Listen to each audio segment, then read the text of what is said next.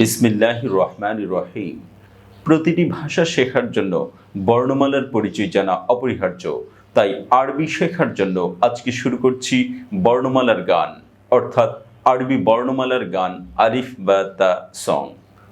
আলিফ বা তা থা জিম হা খ দাল যাল র সা সিন শিন صاد ض ط ظ عين غين فا قاف ض ط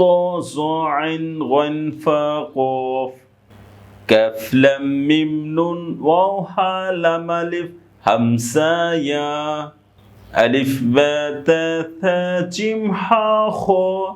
دال ذال را سا سين شين صاد ض ط ظ عين غين فا قاف ض ط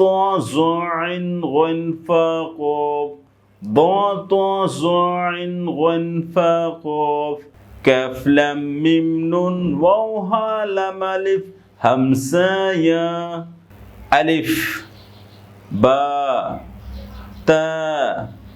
ثا جيم حا خا دال ذال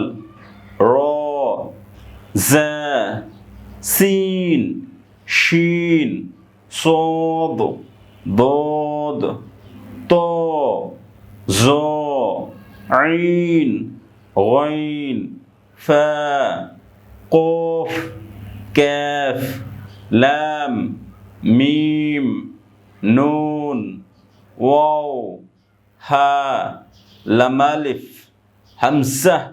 يا ألف با تا ثا جيم ها خا دال ذال را سا سين شين صاد ضاد طا ظ عين غين فا قاف ضاد طا ظ عين غين فا قاف كاف لام ميم نون واو ها لام ألف همزة يا ألف با تا ثا جيم ها خا دال ذال را سا سين شين صاد ضاد طا ظ عين غين فا قاف ضاد طا ظ عين غين فا قاف كاف لام ميم نون واو ها لام ألف همزة يا। এভাবে আমরা আরবি বর্ণমালার গান অর্থাৎ আরবি হরফ বা অক্ষর পরিচয়ের এই গানটি শেষ করলাম।